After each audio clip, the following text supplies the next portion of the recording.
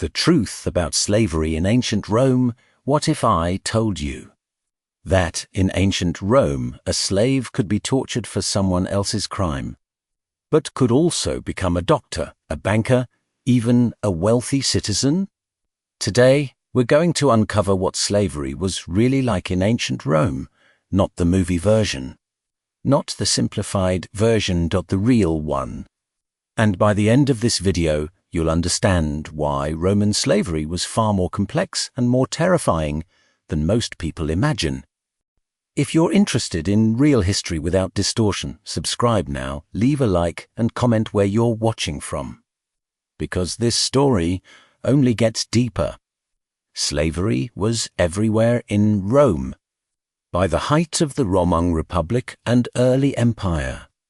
Historians estimate that slaves may have made up between 15% and 30% of the population in Italy. That means in some cities, 1 out of every 3 people could have been enslaved. But here's the first thing most people misunderstand. Roman slavery was not based on race, it was based on conquest. When Rome defeated a city, thousands of prisoners could be sold into slavery, men, women, children. A farmer captured in Gaul, a Greek scholar taken during war, a soldier defeated in rebellion, all of them could become property. Yes, property. Under Roman law, a slave was not legally a person. They were considered race, a thing, and yet that's not the whole story. Because despite being legally property, slaves lived inside Roman households. They raised Roman children. They taught Roman elites. They handled Roman money. And that contradiction shaped everything. Now imagine this. You wake up before sunrise. You don't own your body. You don't own your name. You don't even legally own your children. Your life depends entirely on your master's will. Some masters were pragmatic. Some were indifferent. Some were brutal. Roman sources describe punishments that were severe and public. Slaves could be whipped, branded, chained, forced into hard labor in mines, which was often a death sentence. But there was one rule that shocked even Romans themselves.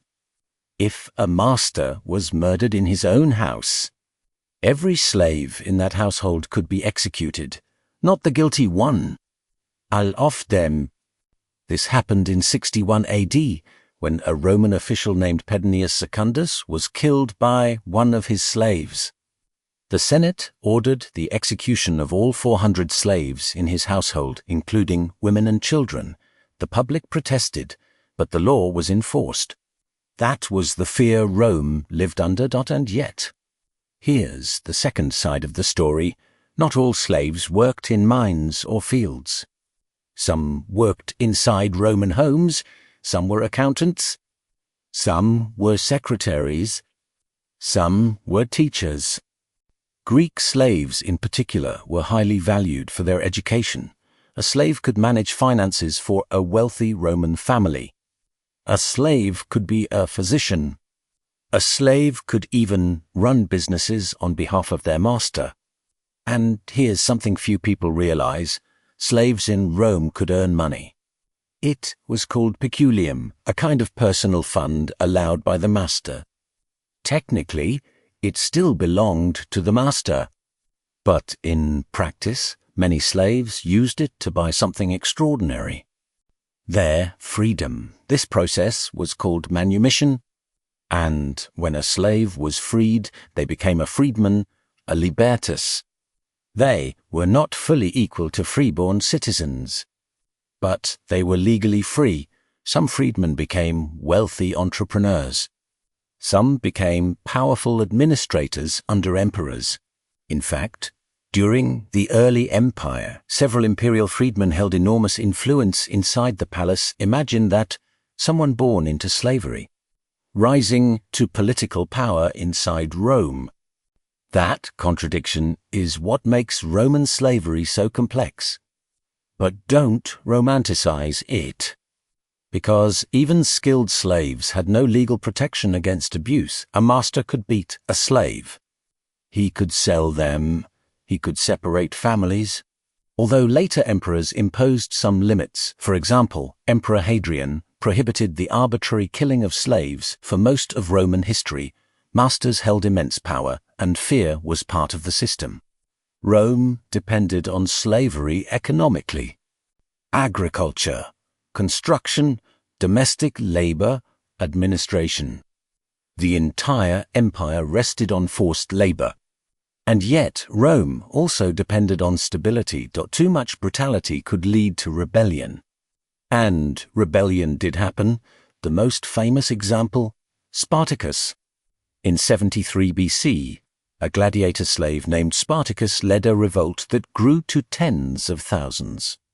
For 2 years, Rome struggled to suppress it. When it was finally crushed, around 6,000 captured rebels were crucified along the Appian Way. Publicly. ASO warning.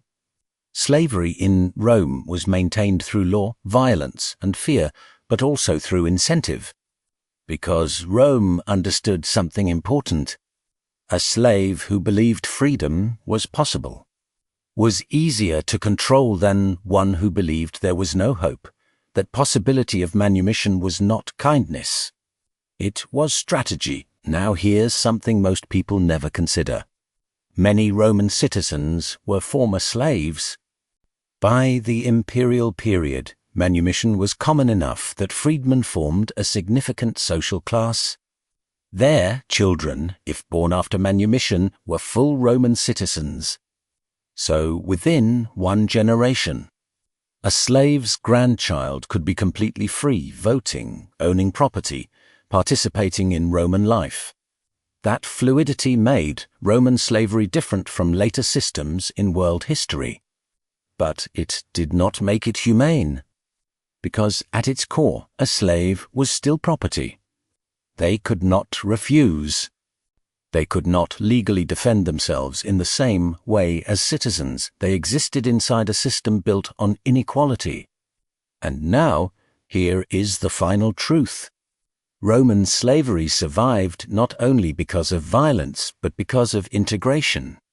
Slaves lived inside homes. They were visible. They were everywhere. Rome normalized the system, and when something becomes normal, people stop questioning it.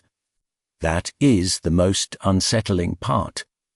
Not the whips, not the crucifixions, not even the executions of entire households, but the normalization. Roman civilization, admired for its roads, law, engineering, and governance, was sustained by millions who had no freedom at all. And many Romans saw nothing wrong with it. That is the contradiction at the heart of the Roman world, a society of law and order, built on ownership of human beings. If this changed the way you see ancient Rome, subscribe to the channel, leave a like. And comment below, do you think Roman slavery was more brutal or more complex than you expected? Because this is just one layer of how the ancient world really worked. And the deeper we go, the more complicated it becomes.